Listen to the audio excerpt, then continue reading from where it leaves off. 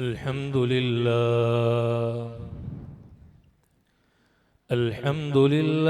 वकफ़ा वसलामुन अला इबादिहिल्लज़ीना इस्तफ़ा अम्मा बअदु फ़अऊज़ु बिल्लाहि मिनश शैतानिर रजीम बिस्मिल्लाहिर रहमानिर रहीम इन्नमा यख्शल्लाह मिन इबादिहिल उलमा वक़ाल रसूलुल्लाहि सल्लल्लाहु अलैहि वसल्लम अल उलमाउ वरसतुल अंबिया सदक़ल्लाहु व सदक़ रसूलुहुन नबियुल करीम वनहनु अला ज़ालिक लमिनश शाहिदीन वश्शाकिरीन वल्हम्दुलिल्लाहि रब्बिल आलमीन। अल्लाहुम्म सल्लि व सल्लिम अला सय्यिदिना मुहम्मदिन नबिय्यिल उम्मी व अला आलिहि व सल्लिम तस्लीमन कसीरन कसीरा। मेरे मोहतरम दोस्तों और बुजुर्गों, अजीज भाइयों और उम्मत मुस्लिमा की मुक़द्दस माँ और बहनों, आज की ये महफिल आप हजरात के इल्म में होना चाहिए। ये हमारे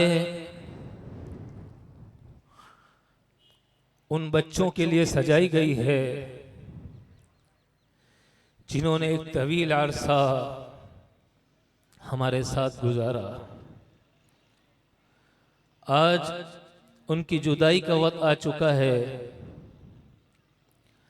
बज़ाहिर आपको लग रहा होगा कि हम बड़े खुश हैं। अल्लाह की कसम, ये हमारे दिल को पता है कि आज हमें कितना गम है। वो तुलबा कि जब इन्हें कुछ नहीं आता था, इनके माँ बाप ने इन्हें हमारे हवाले किया था। किसी ने 10 साल हमारे साथ गुजारे तो किसी ने 12 साल हमारे साथ गुजारे। आज ये हमसे जुदा हो रहे हैं। अल्लाह की कसम, इनके लिए और हमारे लिए जिंदगी में दोबारा फिर ऐसी महफिल कभी नहीं सजेगी। अल्लाह के नबी के पास हजरत ज़ैद रज़ी अल्लाह ताला अन्हु बिकते बिकाते तशरीफ ले आए। अल्लाह के नबी के गुलाम बन गए। एक वक्त आया, हजरत ज़ैद रज़ी अल्लाह ताला अन्हु के वालिद और चाचा जो हजरत ज़ैद की याद में, इंतजार में परेशान थे, ढूंढते ढूंढते अल्लाह के नबी के दरबार में पहुंचे और आकर कहा कि मोहम्मद, तुम कुरैशी हो, और अल्लाह के नबी के फजाइल बयान किए। और फिर कहा कि हमारा बच्चा तुम्हारे पास गुलाम की सूरत में है, जितना माल तुम्हें चाहिए तुम ले लो, लेकिन हमारा बच्चा हमारे हवाले कर दो, हमारा बच्चा हमारे हवाले कर दो। आप अलैहिस्सलातु वस्सलाम ने हज़रत ज़ैद रज़ी अल्लाह ताला अन्हु को बुलाया और कहा, ज़ैद ये कौन है? तो हज़रत ज़ैद ने फरमाया, या रसूल अल्लाह, ये मेरे वालिद हैं, ये मेरे चाचा हैं, जितना सोना चाहिए ले लो, ज़ैद को हमारे हवाले कर दो। अल्लाह के नबी ने फरमाया, ज़ैद, तुम्हारे सामने मेरी भी कैफियत है, मेरा भी तुम्हें पता है, ये तुम्हें लेने के लिए आए हैं, तुम्हारी मर्जी है, जिस तरह फैसला करना है करो। और उनसे कहा, मुझे तुमसे कुछ नहीं चाहिए, अगर ज़ैद तुम्हारे साथ जाने को तैयार है तो इसे बगैर किसी मुआवजे के अपने साथ ले जाओ। हज़रत ज़ैद उठे और अल्लाह के नबी की गोद में आकर बैठ गए और कहा, या रसूल अल्लाह, मैं आप पर किसी को तरजीह नहीं दे सकता, न बाप के साथ जाऊंगा, न चाचा के साथ जाऊंगा, न माँ से मुलाकात करूंगा, मैं आपकी खिदमत को तरजीह देता हूं। आप जो मिशन दुनिया में लेकर आए हैं, जो आप अल्लाह का पैगाम दुनिया में फैलाने के लिए जिस जिम्मेदारी को अल्लाह ने आप पर डाला है, और वो जिम्मेदारी जो आपको दी गई है, जिसके लिए आप दुनिया में आए हैं, मैं उस जिम्मेदारी के साथ रहना चाहता हूं, अपने घर नहीं जाना चाहता। चुनांचे अल्लाह के नबी की सोहबत को हज़रत ज़ैद रज़ी अल्लाह ताला अन्हु ने तरजीह दी। आज वो दिन है कि इन तुलबा के भी वालिद भी आए हुए हैं, माएँ भी आई हुई हैं, जो आज अपना बच्चा हमसे मांगने के लिए आए हैं। लेकिन मैं इनसे ये कहता हूं कि औलाद जहां आपकी है, वहां अल्लाह ने इन्हें ये फजीलत दी है, इन्हें ये मकाम दिया है, इन्हें ये रुतबा दिया है, और हमें अल्लाह ने वो मकाम और रुतबा दिया है कि हम इनके रूहानी बाप बने और ये हमारी रूहानी औलाद बने। इसलिए ये दुनिया में जहां भी जाएं, लेकिन हम ये कहते हैं कि दुनिया में जाकर ये उस दीन की खिदमत करें, उस दीन को फैलाएं, उस दीन की नशर व इशाअत में लग जाएं, उस दीन के फैलाने में लग जाएं, जो दीन इन्हें 10 साल 12 साल 15 साल इस मदरसे की 4 दीवारी के अंदर पढ़ाया गया, इस मदरसे की 4 दीवारी के अंदर बताया गया, इस मदरसे की 4 दीवारी के अंदर सिखाया गया।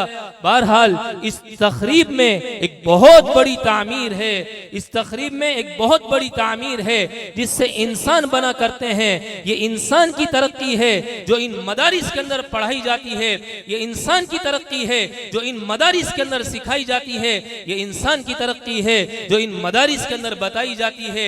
ये उलमा बताते हैं, ये असातिज़ा पढ़ाते हैं, ये सरपरस्त इनको मालूम है कि इनका बच्चा जब मदरसे में आया करता था, उसके बाद सारी जिम्मेदारियां, सारी जरूरियात का पूरा करना ये मदरसे की जिम्मेदारी थी, ये इन मुंतजिमीन की जिम्मेदारी थी, ये इन असातिज़ा की जिम्मेदारी थी कि इन बच्चों की हर चीज की, हर दुनियावी जरूरत की फिक्र करना, इसलिए ताकि ये दीन के इल्म को हासिल करने में और अल्लाह के नबी की तालीमात को लेने के लिए यकसू होकर उसको हासिल करने की कोशिश करें। अल्हम्दुलिल्लाह आप जिस जामिया की तकरीब में आज बैठे हुए हैं, यहाँ सिर्फ बच्चों को नाजरा ही नहीं पढ़ाया जाता, बल्कि एक बच्चा जिसे अलिफ पढ़ने नहीं आता वहां से ये शुरू किया जाता है और मुफ्ती कोर्स तक पढ़ाया जाता है। तमाम कोर्स इसके अंदर शामिल हैं। बच्चों को कुरान भी पढ़ाया जाता है, हदीस भी पढ़ाई जाती है, फिक़ह भी पढ़ाई जाती है, अंग्रेजी भी पढ़ाई जाती है, स्कूल की तालीम भी दी जाती है। हत्ता के मेरे अजीजों, ऐसे तुलबा, ऐसे मर्द, ऐसे लोग जो दिन पर अपनी मशगूलियात के अंदर, मसरूफियात के अंदर पढ़ने की वजह से या कारोबार की वजह से वक्त नहीं निकाल सकते, उनके लिए भी अल्हम्दुलिल्लाह यहाँ पर इंतजाम बेहतरीन अंदाज में मौजूद है। और इस साल आपने देखा कि वो तुलबा, वो जो शायद अपने उस्तादों से भी उम्र में बड़े हों, जो शायद अपने उस्तादों से भी उम्र में बड़े हों, हाल ये है कि उनका बच्चा भी इधर पढ़ रहा है और वो खुद भी इधर पढ़ रहे हैं।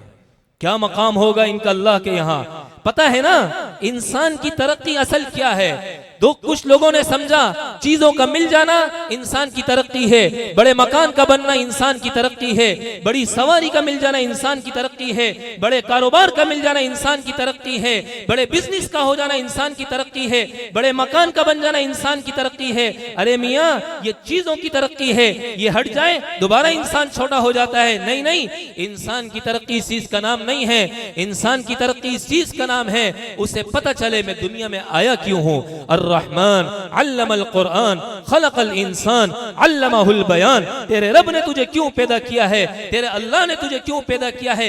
ये चीजों की तरक्की को अपनी तरक्की समझना ये बेवकूफी है, ये तो गुलाम का गुलाम बनना है। हुवल्लज़ी खलक़ लकुम मा फिल अर्ज़ि जमीआ, अल्लाह ने सारी कायनात को तुम्हारा गुलाम बनाया था। आज इंसान उस कायनात का गुलाम बन गया, बड़े मकान का गुलाम बन गया, बड़े पैसों का गुलाम बन गया, बड़े बिजनेस का गुलाम बन गया, उम्दा सवारी का गुलाम बन गया, उम्दा बिस्तरों का गुलाम बन गया, उम्दा चीजों का गुलाम बन गया। जबकि अल्लाह का कलाम ये कहता है हुवल्लज़ी खलक़ लकुम मा फिल अर्ज़ि जमीआ, मेरे बंदे ये सारे मैंने तेरी गुलामी के लिए पैदा किए थे। कब? वमा खलक़तुल जिन्ना वल इंसा इल्ला लियअबुदून। तू मेरा हकीकी गुलाम बन के देख, मैं सारी चीजों को तेरा गुलाम बना दूंगा। तू मेरा हकीकी गुलाम बन के देख, मैं सारी चीजों को तेरे कदमों में डाल दूंगा। तू मेरा हकीकी गुलाम बन के तो देख, मैं सारी चीजों को तेरे कदमों के नीचे रख दूंगा। तो मेरे अजीजों, इस दुनिया के अंदर इंसान की तरक्की का पता कैसे चलेगा कि इंसान की तरक्की क्या है और चीजों की तरक्की क्या है, इंसान की तरक्की क्या है, गुलाम की तरक्की क्या है।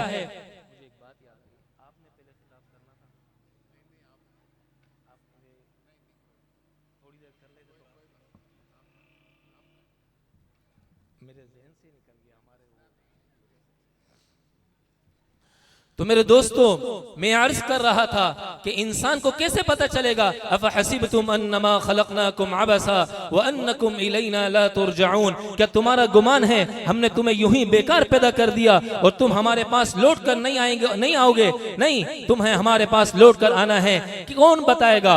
कौन बताएगा? बलिद्दारक इल्मुहुम फिल आखिरा बल हुम फी शक्किम मिन्हा बल हुम मिन्हा अमून। यहाँ नबी का इल्म आकर खड़ा होता है जो इंसान को बताता है इंसान किसे कहते हैं, इंसान का इल्म क्या है, इंसान की तरक्की क्या है, इंसान का उरूज क्या है, इंसान का जवाल क्या है। ये इंसान को नबियों वाला इल्म बताएगा। जब इंसान इस इल्म से अपने रिश्ते को जोड़ेगा, ऐसे इंसान के बारे में अल्लाह कहता है, ऐसे इंसान के बारे में अल्लाह कहता है, लक़द खलक़नल इंसान फी अहसनि तक़वीम अल्लज़ी अहसन कुल्ल शैइन खलक़ा व बदा खल्क़ल इंसानी मिन तीन। हर चीज से उम्दा, हर चीज से आला हमने इंसान को बनाया। किस इंसान को? जिसके सीने में, जिसके पास, जिसके दिमाग में, जिसकी जिंदगी में अल्लाह वाला इल्म है, अल्लाह के नबी वाला इल्म है, अल्लाह वाला इल्म है, अल्लाह के नबी वाली सुन्नतें हैं, अल्लाह के अहकामात हैं, अल्लाह के नबी के तरीके हैं। ऐसे इंसान के बारे में कुरान कहता है ये इंसान सबसे ऊंचा है, सबसे आला है, सबसे अफजल है। और जिसके अंदर ये इल्म नहीं है, जिसके पास ये दौलत नहीं है, उलाइका कल अनआम, ये जानवरों से भी बदतर हैं, ये जानवरों से भी गए गुजरे हैं। अल्लाह ने इंसान को जो बनाया, वल्लाहु अखरजकुम मिन बुतूनि उम्महातिकुम ला तअलमून शैआ। कायनात की सारी मखलूक के मुकाबले में एक तरफ सारी मखलूक है, एक तरफ इंसान है। इंसानों को अल्लाह कहता है वल्लाहु अखरजकुम मिन बुतूनि उम्महातिकुम ला तअलमून शैआ। अरे मेरे बंदो, मैंने तुम्हें माँ के पेट से जाहिल पैदा किया, माँ के पेट से जाहिल पैदा किया। अल्लाह माँ के पेट से जाहिल पैदा हुआ, फिर क्यों अफजल है, फिर क्यों आला है, फिर क्यों अरफा है, फिर क्यों तरक्की याफ्ता है। और दूसरी मखलूक जिसको अल्लाह ने पैदा किया, रब्बुनल्लज़ी आता कुल्ल शैइन खल्क़हु सुम्मा हदा, पैदा होते ही उसके पास सारी चीजों का इल्म होता है। अपनी माँ से कैसे बात करनी है, चलना कैसे है, बैठना कैसे है, छुपना कैसे है, खाना कैसे खाना है। बच्चा पैदा होता है इंसान का, उसे पता नहीं होता मेरी माँ कौन है। उसे भूख लगती है, उसको वो अपने भूख की तकलीफ को बताने के लिए रोता है। उसे नहीं बता सकता मुझे भूख लग रही है, मुझे खाना है। उसे खाना नहीं आता, माँ खाना खिलाना सिखाती है। उसे चलना नहीं आता, माँ बाप चलाना सिखाते हैं। उसके मुकाबले में आप देखें, चूजा अंडे से निकलता है, फौरन चलने सीख जाता है, फौरन दाना चुगने सीख जाता है। उसे पता है कि मेरी माँ कहाँ कौन है और मेरी जाए पना, मेरी हिफाजत की जगह मेरी माँ के पर है। उसे पता है कि ये दरिंदे मेरे दुश्मन हैं, वो अपने बचाव के लिए फौरन माँ के परों में आकर बैठ जाते हैं। तो मेरे अजीजों, इसके बावजूद अल्लाह क्या कहता है, लक़द खलक़नल इंसान फी अहसनि तक़वीम, हमने इंसान को सबसे बेहतरीन बनाया, उम्दा बनाया। उसके सीने में वो इल्म होगा। अब इल्म दो तरह का है, एक इल्म वो है जो आसमान से उतरा, इन्ना औहैना इलैका कमा औहैना इला नूह वन नबिय्यीन मिन बादी। और दूसरा इल्म वो है वकज़ालिका जअलना लिकुल्लि नबिय्यिन अदुव्वन शयातीनल इंसी वल जिन्नि यूही बाज़ुहुम इला बाज़िन ज़ुख़रुफ़ल क़ौलि गुरूरा। नबियों वाला इल्म वो बताता है अल्लाह कौन है, नबी कौन है, कुरान क्या है, हदीस क्या है, शरीयत क्या है, कामयाबी क्या है, नाकामी क्या है, जन्नत क्या है, जहन्नुम क्या है, बड़ों से कैसी ताज़ीम करनी चाहिए, छोटों से कैसे मिलना चाहिए, जुल्म क्या है, जबर क्या है, इंसाफ क्या है, कातिल क्या है, कौन है, मकतूल कौन है। ये सारा का सारा नबियों वाला इल्म बताएगा। वकज़ालिका जअलना लिकुल्लि नबिय्यिन अदुव्वन शयातीनल इंसी वल जिन्नि यूही बाज़ुहुम बाज़ुहुम इला बाज़िन ज़ुख़रुफ़ल क़ौलि ग़ुरूरा। और शैतानी इल्म, शैतानी वही, वो क्या है, वो दुनिया को बताएगी, वो दुनिया की रंगीनियों को बताएगी, वो दुनिया की चमक को बताएगी, वो दुनिया की दमक को बताएगी, वो दुनिया के उरूज को बताएगी, वो दुनिया के ज़वाल को बताएगी, वो दुनिया की तरक्की को बताएगी, वो दुनिया की पस्ती को बताएगी, वो अल्लाह के अलावा गैरुल्लाह के आगे झुकने को बताएगी, अल्लाह के अहकामात के तोड़कर जिंदगी गुजारने को बताएगी, अल्लाह के नबी की सुन्नतों को ज़िबा करके जिंदगी गुजारना बताएगी। क्यों? इसलिए कि शैतानी इल्म है। और अल्लाह वाला इल्म ये इंसान को बताएगा तुम्हारी कामयाबी किस में है, तुम्हारी नाकामी किस में है। अरे मेरे अजीजों, आज दुनिया के रोशन ख्याल स्कूल, कॉलेज, यूनिवर्सिटियों में पढ़ने वाले अपने आप को बड़े दाना समझते हैं, रोशन ख्याल समझते हैं, अक्लमंद समझते हैं और बड़े तालीम याफ्ता समझते हैं। अल्लाह की कसम, इनके पास इल्म का वो जर्रा अगर नहीं है जो आसमान से उतरा है, इनसे बड़ा दुनिया में कोई जाहिल नहीं है। ये हमारे अंदर इस बात की ताकत होनी चाहिए, हमें ये इस बात का यकीन होना चाहिए। अल्लाह ने हमें वो तरक्की दी, अल्लाह ने हमें वो इज्जत दी है, अल्लाह ने हमें वो बुलंदी दी है। क्यों? इसलिए कि हमारे पास कुरान है, हमारे पास हदीस है, हमारे पास अल्लाह है, हमारे पास अल्लाह के नबी की सुन्नतें हैं, हमारे पास अल्लाह के नबी का इल्म है, अल्लाह वाला इल्म है, अल्लाह के नबी वाला इल्म है। याद रखिए, एक बच्चा जब मदरसे में आता है कुरान को सीने से लगाकर चल रहा होता है। एक बच्चा जब स्कूल जाता है, कॉलेज जाता है, यूनिवर्सिटियां जाता है, किताबें अपनी कमर पे उठाकर स्कूल, कॉलेज, यूनिवर्सिटी का रुख कर रहा होता है। ये आपको मैसेज दे रहा होता है, देखो मदरसे आने वाला लड़का, मदरसे में आने वाला तालिब इल्म, उसका इल्म आगे है, वो पीछे चल रहा है, उसका इल्म उसकी रहनुमाई कर रहा है, रहबरी कर रहा है। ये दुनिया में है तब, ये कब्र में जाएगा तब, मौत का वक्त आएगा तब, कब्र में जाएगा तब, हशर में जाएगा तब, जन्नत में जाएगा तब। ये इल्म उसके साथ साथ उसके आगे आगे होगा। और ये दुनियादार जो स्कूल, कॉलेज, यूनिवर्सिटियों का रुख करते हैं, इनका इल्म पीछे है। जहां कुछ हालात ऊंच नीच हुए, इल्म ने साथ छोड़ दिया, ये अकेले रह गए। इल्म भाग गया, ये अकेले कब्र में। इल्म भाग गया, ये अकेले मौत के सामने। इल्म भाग गया, ये अकेले कब्र में। इल्म नहीं है, ये अकेले मैदान हशर में है, ये अकेले मैदान हशर में है, ये अकेले अल्लाह के सामने खड़े। इन्हें पता कुछ नहीं कि अब हमने क्या करना है। तो ये दुनियावी इल्म ये यहां तक इंसान को पहुंचा देता है। एक चंद नौजवान थे ना, आपस में प्रोग्राम बनाया कि हम पिकनिक पे चलते हैं। समंदर गए, कश्ती बुक कराई, उस पर सवार हो गए। जब सवार हुए तो किश्ती के मल्लाह से पूछते हैं कि बाबा जी आपने साइंस पढ़ी है? तो मल्लाह ने कहा बेटे साइंस क्या होती है? उन्हें मुझे तो पता कुछ नहीं। तो नौजवान कहता है कि बाबा तूने तो अपनी आधी जिंदगी बर्बाद कर दी। दूसरे नौजवान ने कहा कि बाबा जी आपने मैथ पढ़ा है? उसने कहा मैथ क्या होता है बेटा? तो मुझे तो नहीं पता। तो नौजवान ने कहा बाबा जी आपने अगर मैथ नहीं पढ़ा, आपने आधी जिंदगी बर्बाद कर दी। तीसरे नौजवान ने कहा कि बाबा जी आपने केमिस्ट्री पढ़ी है? उसने कहा बेटा केमिस्ट्री क्या चीज होती है? उसने कहा कि बाबा जी अगर आपने केमिस्ट्री नहीं पढ़ी तो आपने अपनी आधी जिंदगी बर्बाद कर दी। तीसरे, चौथे ने, पांचवें ने, छठे ने इस तरह सवालात किए। बाबा जी बड़े परेशान हुए। समंदर में आगे किश्ती जब ले आगे गए, जहाज आगे गया तो समंदर में तुग़यानी आई, किश्ती हचकोले खाने लगी। बाबा जी ने कहा बेटे तुम्हें तैरना आता है? उन्होंने कहा नहीं बाबा जी हमें तो तैरना नहीं आता। तो उन्होंने कहा कि बेटे मेरी तो आधी जिंदगी गई थी, तुम्हारी अब पूरी जिंदगी चली गई।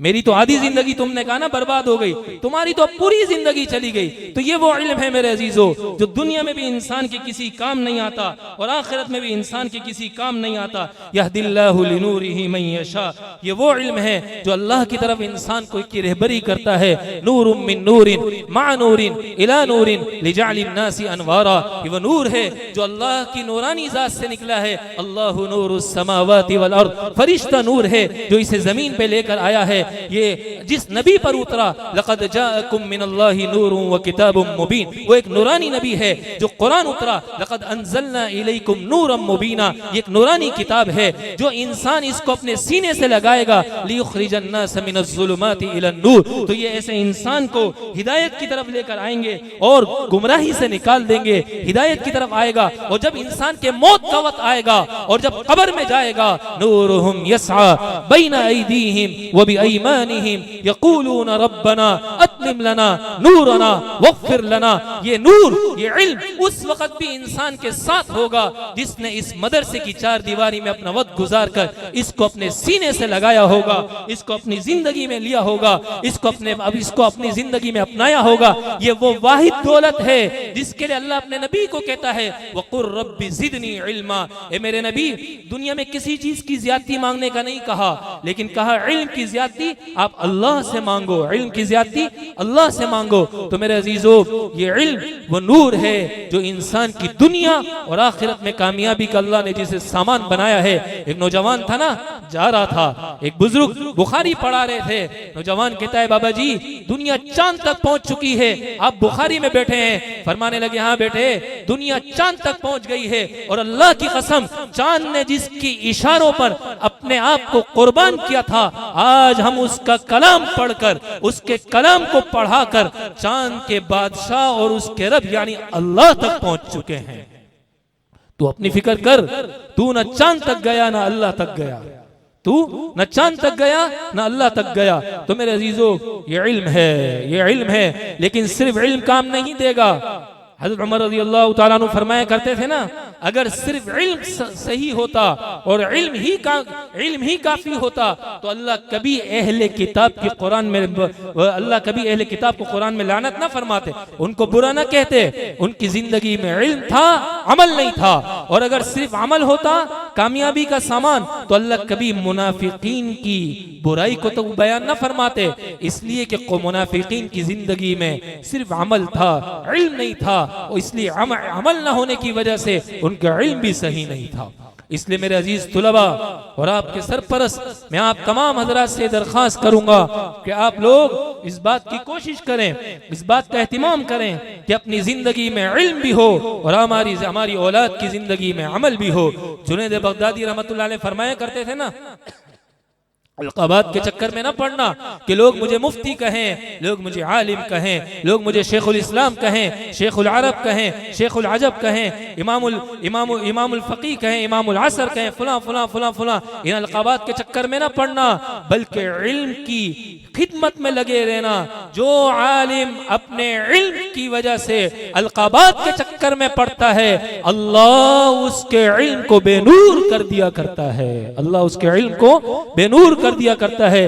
हसन बसरी रहमतुल्लाह अलैह फरमाया करते थे, उलमा इल्म के जरिए इल्म की निगरानी करते, अपने अमल की निगरानी करते हैं। उलमा इल्म के जरिए अपने अमल की निगरानी करते हैं और बेवकूफ और नादान इल्म के जरिए अच्छी अच्छी गुफ्तगू की कोशिश किया करते हैं, अच्छी अच्छी गुफ्तगू की सिर्फ कोशिश किया करते हैं। जिंदगी में अमल कुछ नहीं होता। वलाकिन कुनू रब्बानियीन, अल्लाह वाले हो जाओ। तुअल्लिमूनल किताब बिमा कुंतुम तुअल्लिमूनल किताब व बिमा कुंतुम तदरुसून। एक किताब को पढ़ो और इसको पढ़ाओ, किताब को सीखो और इसको आगे सिखाओ, किताब को पढ़ो और इसको आगे बताओ।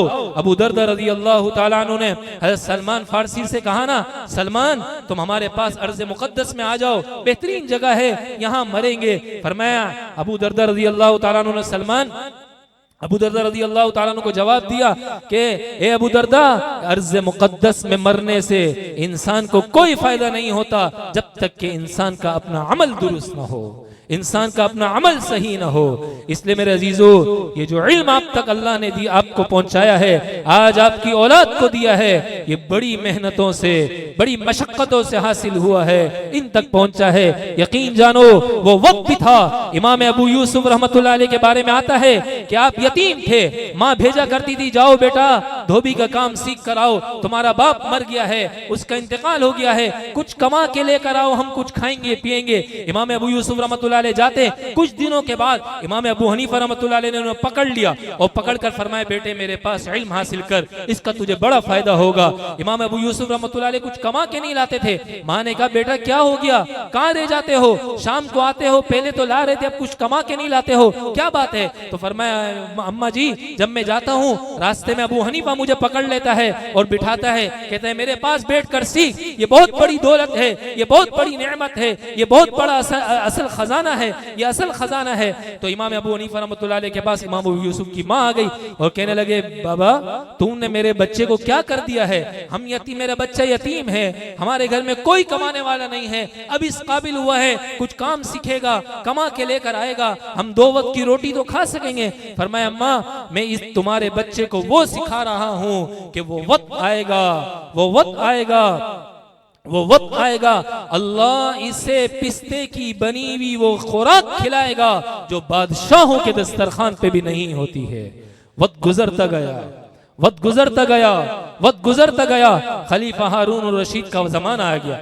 हारून रशीद ने अपनी बीवी से कहा, जुबैदा से, अगर आज की रात तूने मेरी हुकूमत के इहाते के अंदर गुजारी तो तुझे 3 तलाकें हैं। अब ये बात कह तो दी, बड़ी परेशानी हुई। हवाई जहाज तो थे नहीं, इस अंदाज की सवारियां तो थी नहीं कि जल्दी बाहर निकालते और मलका जुबैदा को हारून के साथ जुदाई ना हो जाए, इससे बचाया जाता। चुनांचे अब क्या करे, सारे उलमा को जमा किया गया। सब ने कहा बाबा तलाक हो गई, तलाक हो गई, तलाक हो गई, तलाक हो गई, तलाक हो गई।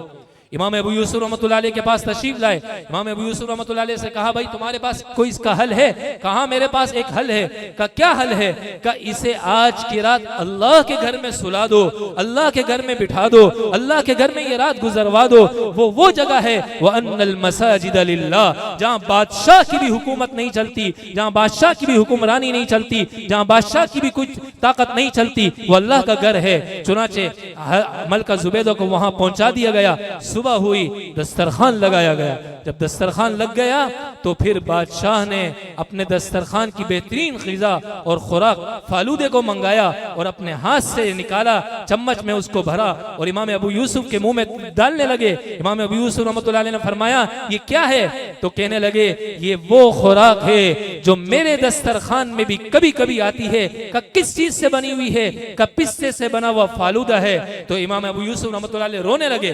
बादशाह ने कहा, रोने की क्या बात है, आज तो खुशी का समा है। बादशाह है वक्त अपने हाथ से वो खुराक जो उसके दस्तरखान पे कभी कभी आती है अपने हाथ से आपको खिला रहा है और आपके मुंह में डाल रहा है और आप रो रहे हैं, ये क्या बात हुई? तो उन्होंने कहा, नहीं मैं इसलिए नहीं रो रहा। अबू यूसुफ ने जवाब दिया, बल्कि मैं इसलिए मेरे आंसू निकल गए, काश कि मेरी माँ आज जिंदा होती, वो अपनी आंखों से देखती कि मेरे उस्ताद अबू हनीफा ने जो बात कही थी अल्लाह ने वो आज सच साबित कर दी, अल्लाह ने वो आज सच साबित कर दी। फिर वो वक्त आया कि बादशाह ने उसी वक्त हुक्म दिया कि अबू यूसुफ के लिए ये खुराक और ये खाना और ये रोज ये बनाया जाए और रोज इमाम अबू यूसुफ रहमतुल्लाह अलैह के दस्तरखान पे ये खुराक पहुंचाई जाए। तो मेरे अजीजों, दुनिया इसकी कोई हैसियत नहीं है, इसकी कोई औकात नहीं है, इसकी कोई वकात नहीं है।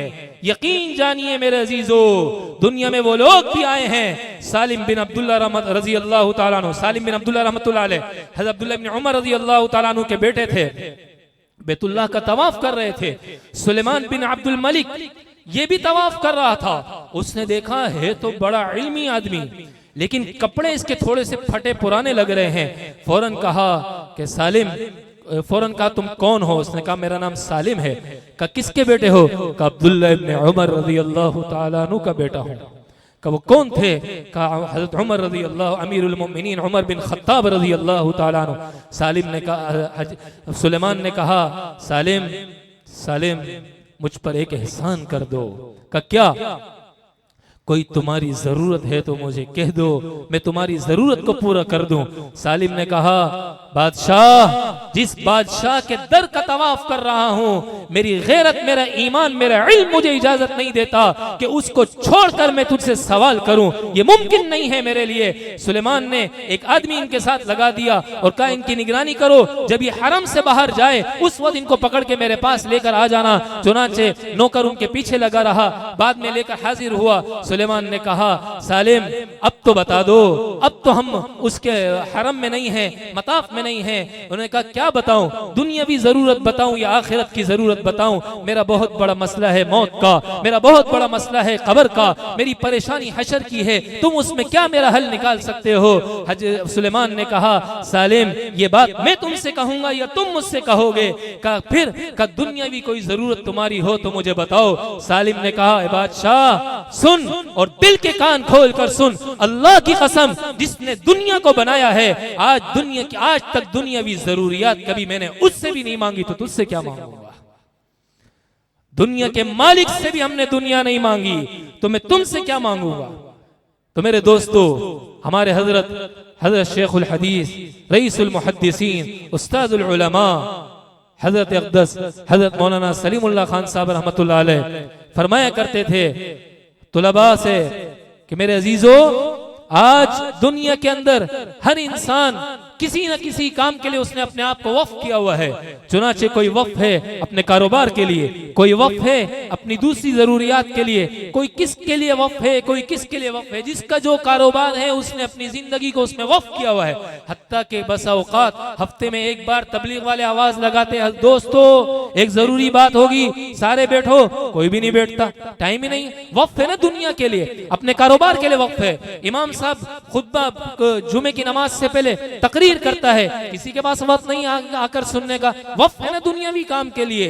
तो हमारे हजरत फरमाया करते थे, दुनियादार दुनिया के लिए वक्फ है, काश कि तुम ऐसे बन जाओ कि तुम दीन के लिए वक्फ हो जाओ, तुम अपने आप को दीन के लिए वक्फ कर दो कि दुनिया की तरफ तुम हरगिज न देखो। यकीन जानो अल्लाह जमीन आसमान के वो खजाने तुम पर खोलेगा। अहलल कुरा आमनू वत्तक़ौ लफतहना अलैहिम बरकातिम मिनस समाई वल अर्ज़, ये मेरे रब का हुक्म है, ये कुरान की आयत है। तुम अल्लाह वाले बन जाओ, अल्लाह के दीन के लिए वक्फ हो जाओ, अल्लाह जमीन और आसमान के खजाने तुम पर खोल के रख देगा, जमीन और आसमान के खजाने तुम पर खोल देगा।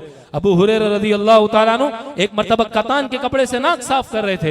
ये बड़ा उम्दा कपड़ा समझा जाता था, बड़ा आलीशान कपड़ा समझा जाता था। तो फिर कहने लगे, क्या कहने अबू हुरैरा कि वो वक्त भी था जब दुनिया के अंदर ये हाल था कि भूख की वजह से लोग तुम्हारी गर्दन मसला करते थे कि अबू हुरैरा को मिर्गी का दौरा पड़ गया है। वो मिर्गी का दौरा नहीं था, वो भूख की तकलीफ थी कि अबू हुरैरा बेहोश हो जाया करता था। आज वो दिन आ गया है कि बादशाह जिस कपड़े से अपना लिबास बनाता है, अबू हुरैरा नबी के खादिम और गुलामी की वजह से उस कपड़े से अपना नाक साफ कर रहा है।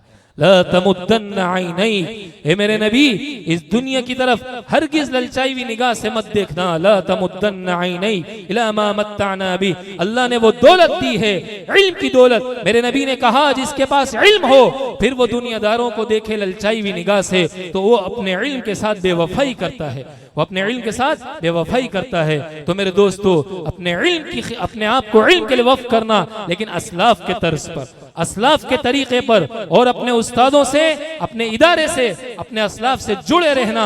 यकीन जानो गुलाब का फूल कितना ही इसके अंदर लाली हो, कितना ही हसीन हो, कितना ही महक रहा हो, लेकिन अगर वो शाख से अलग हो जाए तो वो भी मुरझा जाता है। आप अगर अपने उस्तादों से अलग हो गए, अपने असलाफ से अलग हो गए, यकीन जानिए अल्लाह वो जिल्लत और रुसवाई आपका मुकद्दर करेगा कि आप सोच नहीं सकते। और ये दुनिया की तलब में पढ़कर इंसान फिर सरकारी मुलाजिमत ढूंढने की कोशिश करेगा, सरकारी मुल्ला बनने की कोशिश करेगा कि किसी तरीके से मैं सरकारी मुल्ला बन जाऊं, सरकार की मातहती के अंदर आ जाऊं। आज वो लोग भी आपके इस पाकिस्तान के अंदर हैं, बड़े बड़े इदारे बनाए हुए हैं, जिन्होंने हमारी तरह इमाम अपने सरों पर सजाए हुए हैं और अपने सरों पर उसके ऊपर रुमाल डालते थे। आज सरकारी तर्जुमानी की वजह से अल्लाह ने वो लानत उनका मुकद्दर करी है। अल्लाह की कसम वो रुमाल से अपना मुंह भी छुपा नहीं सकते, वो इस काबिल भी नहीं रहे कि अपने रुमाल से अपना मुंह छुपा सके।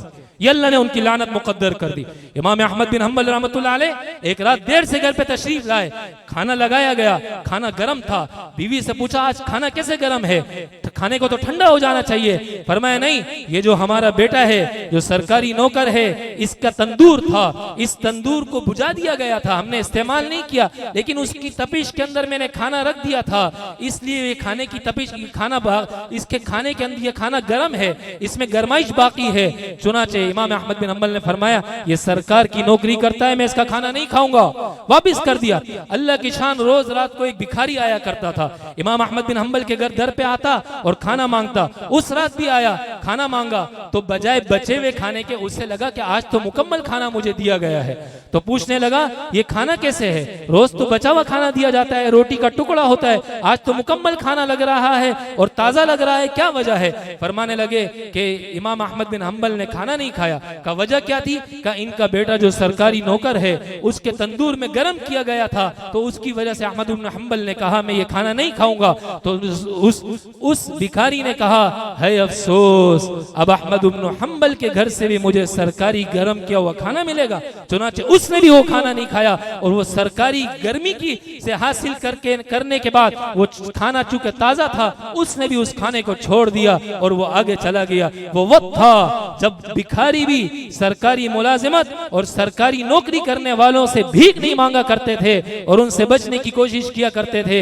आज वो लोग जो हमें मशवरा देते हैं, हमें समझाने की कोशिश करते हैं और हमें बताने की कोशिश करते हैं, वो अहमद इब्न हंबल की तारीख से वाकिफ नहीं है, वो उलमा की तारीख से वाकिफ नहीं है, वो उन लोगों की बुजुर्गान दीन की तारीख से वाकिफ नहीं है जिन्होंने इस वजह से अबू हनीफा का जनाजा क्यों जेल से उठा था, इब्ने तैमिया का जनाजा क्यों जेल से उठा था, और इसी तरीके से हजरत अल्लामा सरख्सी रहमतुल्लाह अलैह क्यों कुएं के अंदर बंद कर दिए गए, और आपने 30 जिल्दों पर मुश्तमिल मबसूत किताब लिखवाई जो फतवे की बेहतरीन किताब तस्वुर की जाती है और समझी जाती है।